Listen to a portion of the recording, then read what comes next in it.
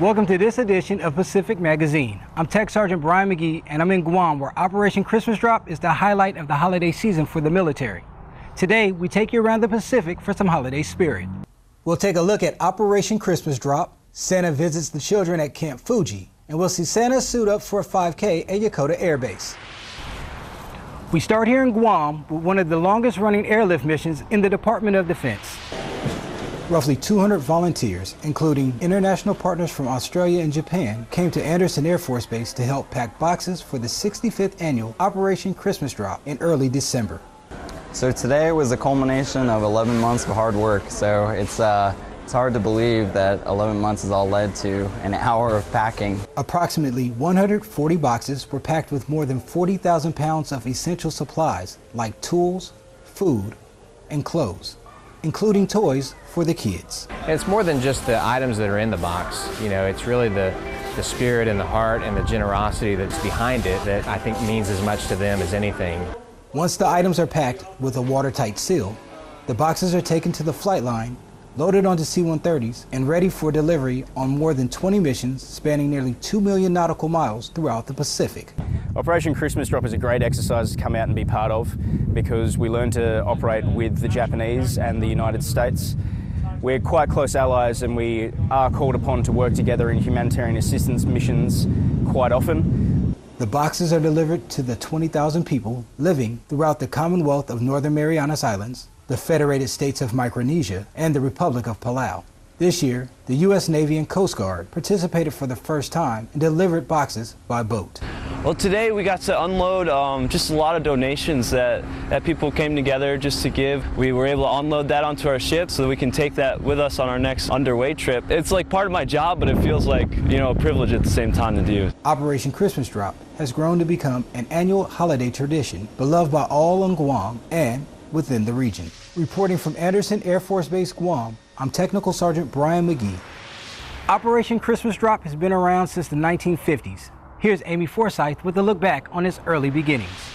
It all began, as the story goes, when a group of Air Force weather hunters or typhoon chasers based at Andersen Air Force Base were out gathering information and flying low enough to notice people on a small patch of land waving to them. These historical photos show the mission through the years. It was around Christmas time back in 1952 when the weather crew noticed people waving. They quickly gathered some items that they had on the plane and placed them in a container with a parachute attached and dropped the cargo as they circled around. In the following years, wives and other community members wanted to pitch in, so they began gathering donations and salvaging drop containers that they couldn't otherwise use. The effort was privatized in 1982 and the community of Guam began to get involved. It's become one of the DoD's longest-running humanitarian missions. A few years ago, the Air Force sent a military journalist to one of the islands to see just how the islanders would receive the items. The boxes were gathered up by the islanders and the items were sorted out. Reports are that they make use of every single item for several years because these islands are so remote and they don't have access to stores or any other means of gathering supplies. For Pacific Magazine, I'm Amy Forsyth. We head to Japan where the kids got a visit from a special person. Lance Corporal Jacob Colvin is at Camp Fuji with more. Many people don't even know Camp Fuji exists. Those that do may not know where it is. There is, however, one person who knows exactly how to find it. Although his reindeer may have gotten lost, Santa arrived at Camp Fuji to find out what the children on and off base want for Christmas. You know, up here at Camp Fuji, we're up on the mountain. It's a small community. Gotemba is a small town compared to the installations like down closer to Tokyo. So it takes a little bit longer sometimes for the word to get out, the activities that we have up here. But every time we continue to do them, more and more people show up. And that's very good. That's a positive sign. The children got the chance to meet and take a picture with Santa Claus, while the Marine volunteers made their visit even better by giving the kids what they really want: presents.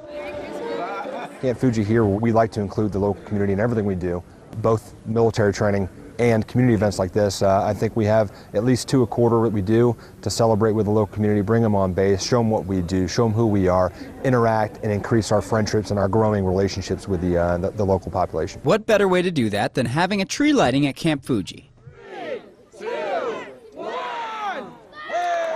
And what better tree to use than the one donated by the Fuji Friendship Association? Reporting from Camp Fuji, I'm Lance Corporal Jacob Colvin. We go to Yokosuka Naval Base, where Petty Officer Chase Holly shows us how a few trees are boosting holiday spirits. Yokosuka Naval Base is decking the halls this holiday season at the historical base headquarters building.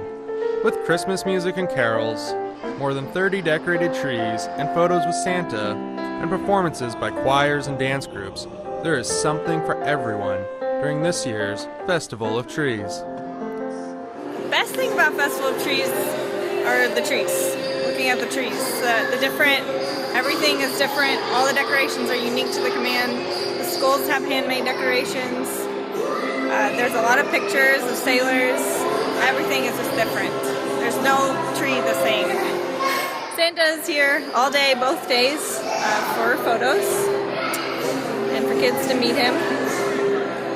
We have different entertainment both days. This year we had all choirs, school choirs on Saturday, and we have 2 dance groups today. This is the first year dance groups have performed at the festival, and it has inspired a little extra dancing during an impromptu sing-along during a piano recital. Reporting from Yokosuka Naval Base, I'm Petty Officer Chase Holly.